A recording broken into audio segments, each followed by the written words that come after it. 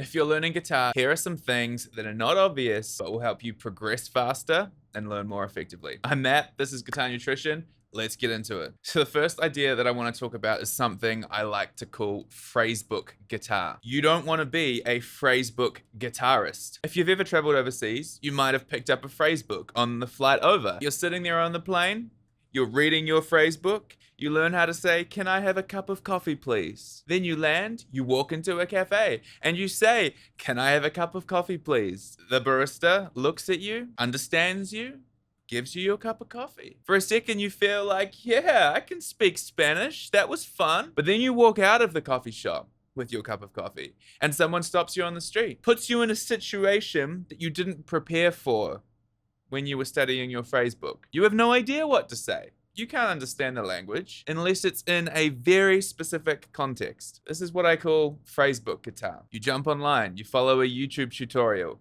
you learn where to put your fingers, you learn how to do something that sounds cool. And it works in that specific situation.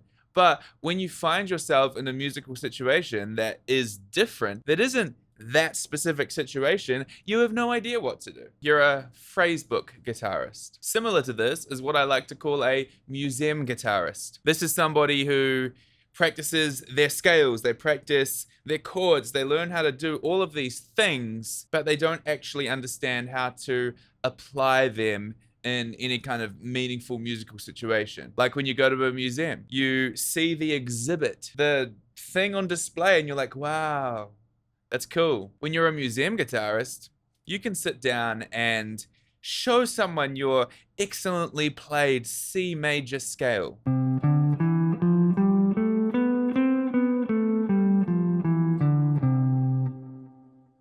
But what can you do with that scale? We don't want to be a phrasebook guitarist.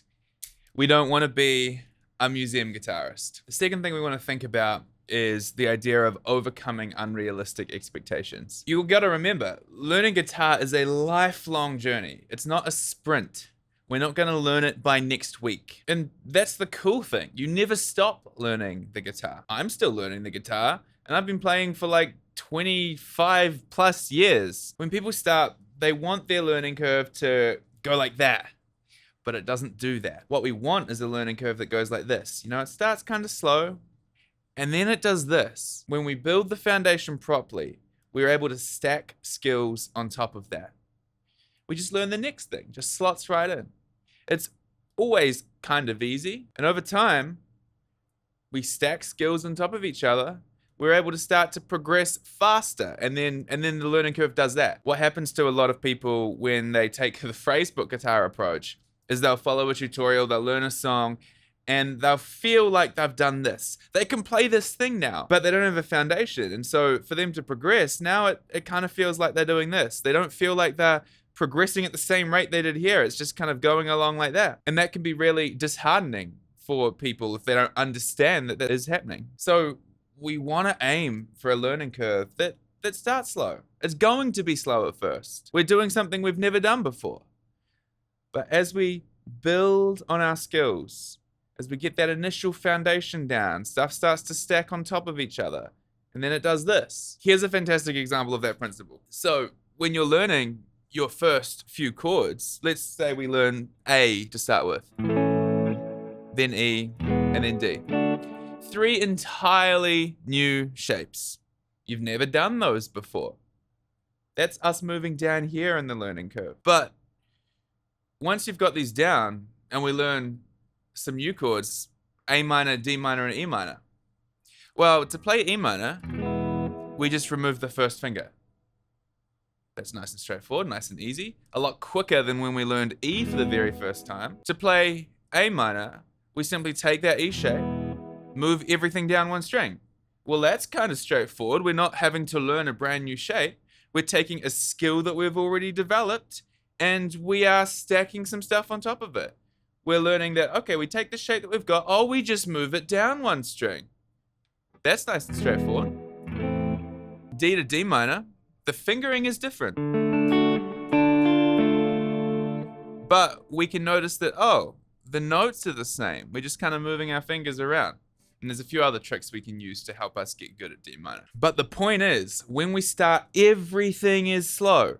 because everything is new. But as we lay a foundation and stuff starts to build on top and stack, then things start to do that. You might have heard people talk about the idea that something will take longer than you think it's going to, but by the time you get there, you'll realize it took less time than you thought it would. How does that apply to the guitar? Well, when you're starting out, you probably have an expectation of how good you're going to be after a week, after a month, after 2 months. You'll hit that point and you'll be like, man, I'm not as good as I thought I'd be yet. But then you'll hit the 6-month point and you'll be like, wow, I'm so much further along than I thought I would be. That's how it works when we take a learning curve that looks like this. The third idea is quality over quantity practice. We want effective, consistent practice. When you're starting out, you probably don't have enough stuff to work on for half an hour at a time. Maybe you just spend 5 or 10 minutes working on the thing that you're working on intentionally, making sure you're engaging that intellectual understanding and integrating it with your physical and your oral understanding. The thing is, we hit diminishing returns pretty quickly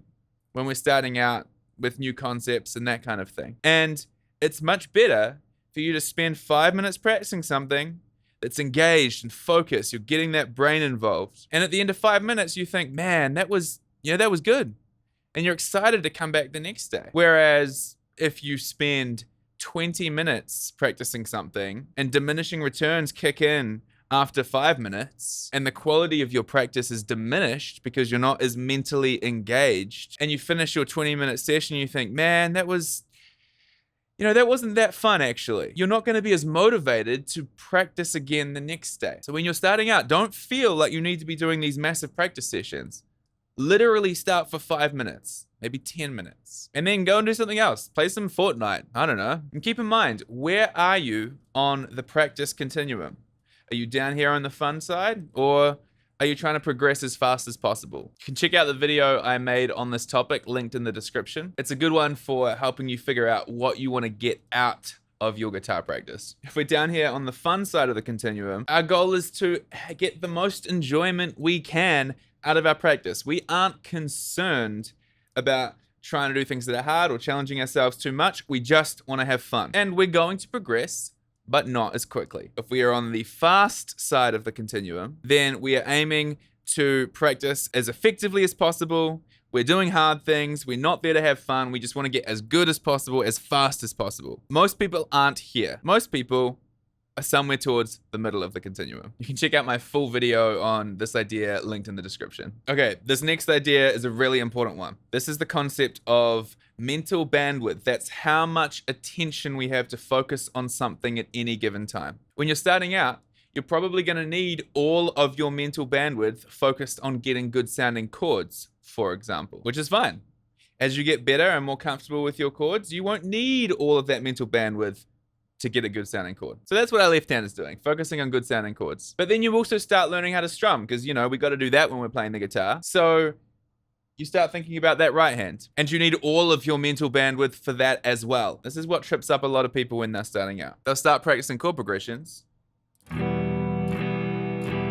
and they'll go to change chords.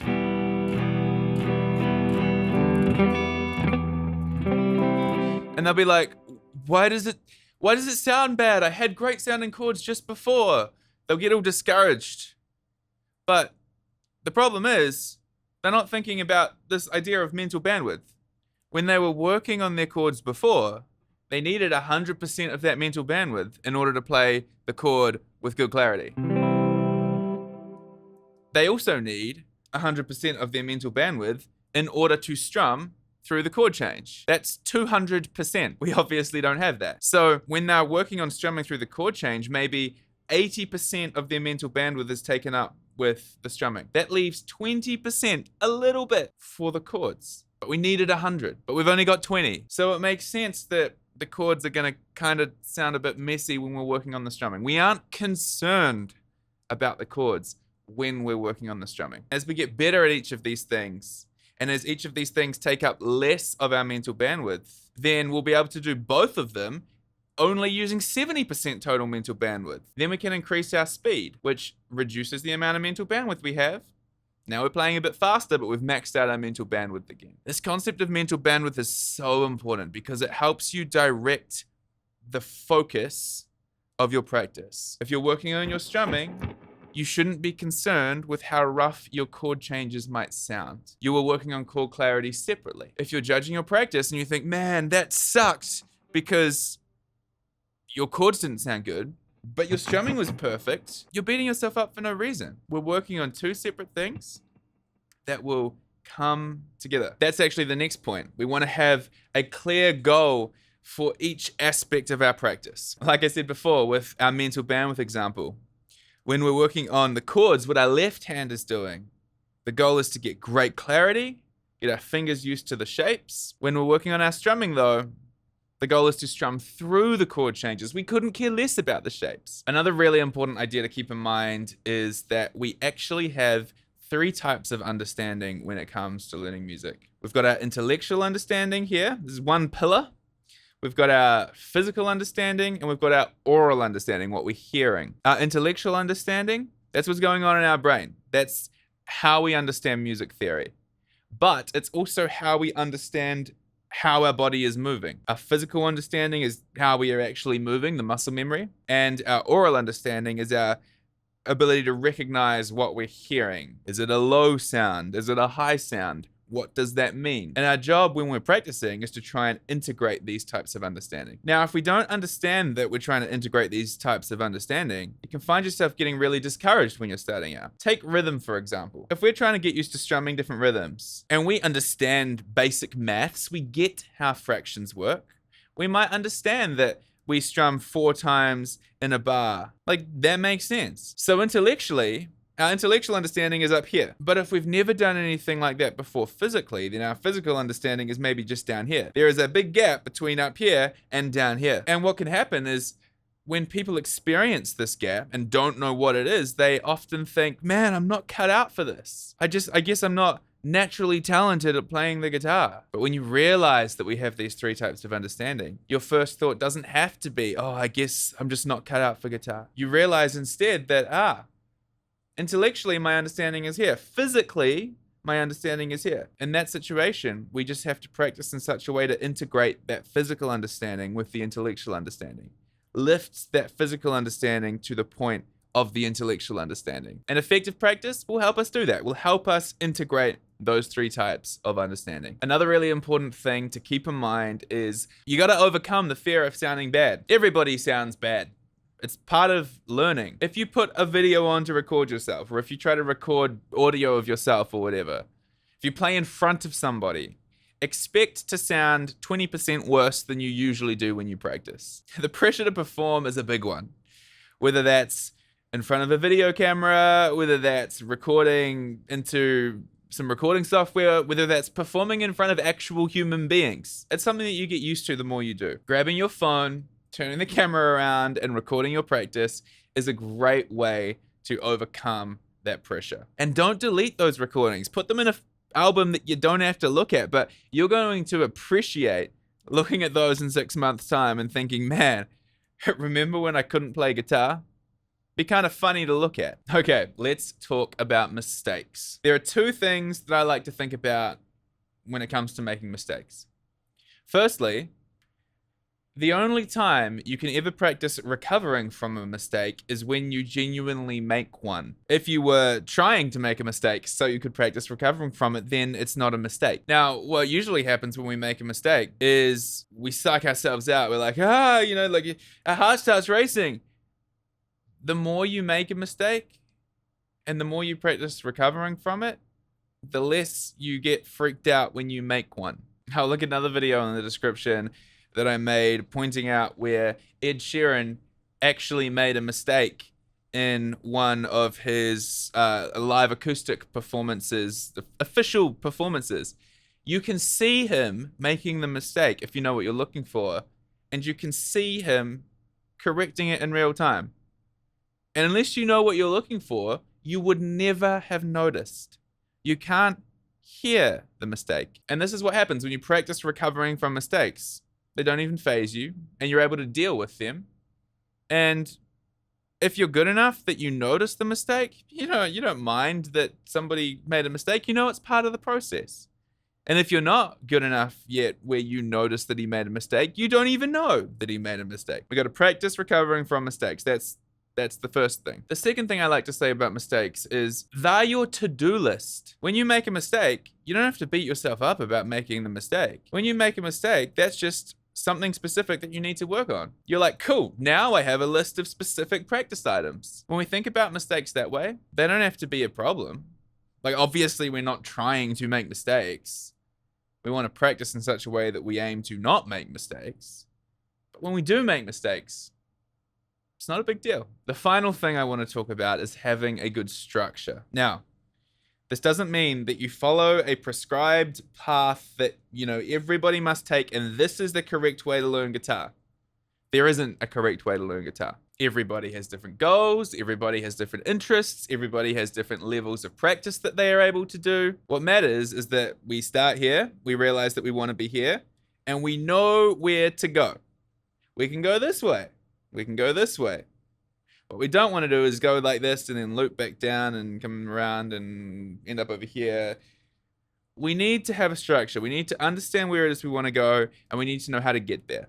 But that specific route doesn't necessarily have to be one prescribed thing that everybody must do. That's one of the big downsides with following lessons or tutorials or whatever online. When I make lessons online, I try to be as general as I can. I try to anticipate the problems that people will have and kind of provide what I think are helpful answers. But inevitably, I get people who it doesn't quite work for, or doesn't understand what I'm talking about, and that's fine. That's everybody's unique kind of journey.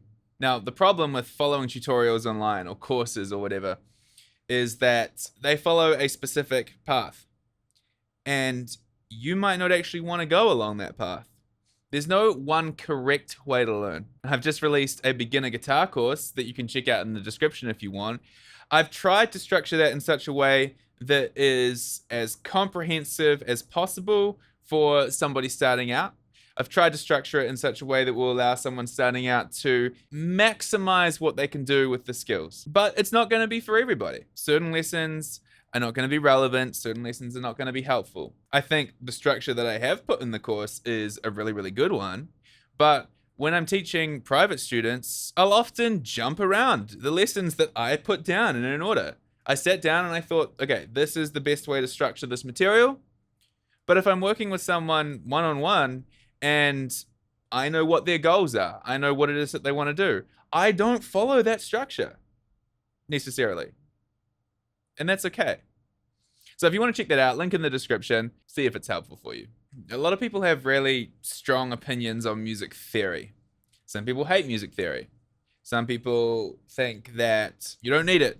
Some people think it's essential. Music theory, I think, should be easy. If it's not easy, then you're doing it wrong. Here's what I mean. If you understand this stuff down here, and you're applying it on your instrument, your theory, then you learn the next part. You're like, oh, cool, okay, that slots in right here. Great. I've got a bit more. You learn this next thing. That slots in right here. Got a bit more. It's easy. We're just kind of learning the next bit, just popping it into what we already know. The problem comes when you hear about a concept that's like up here. People will be like, oh, you have to learn how to use modes. And you're like, what modes? What are modes? Modes are kind of tricky because they're an abstract concept. You don't need to know about modes right now. If you don't understand how this thing here connects with what you're doing down here, just forget about it. As you start here, as you put a little bit in, as you level up, you'll get to the point where modes, or whatever the tricky concept is just the next thing that slots right in. Music theory should always be easy to learn, or you're doing it wrong. Something feels hard or unrelated, it's just not relevant for right now. Just let it go. Another useful idea, I think, is not to take more than 2 days off at a time, and aim to practice at least 4 days a week. That's a good way to aim for consistency, and this will help you maintain momentum. So I hope these thoughts have been helpful. These are things that I think are not necessarily obvious when you're starting out learning, but they're concepts that if you can get stuck in your head will really change your experience picking up guitar for the first time, Or even if you've been playing for a while. If you've stuck around this long, you might enjoy checking out the beginner course that I mentioned, linked in the description. If you want to watch something else, YouTube thinks you might enjoy this video. Otherwise, go play some guitar, and I'll see you next time.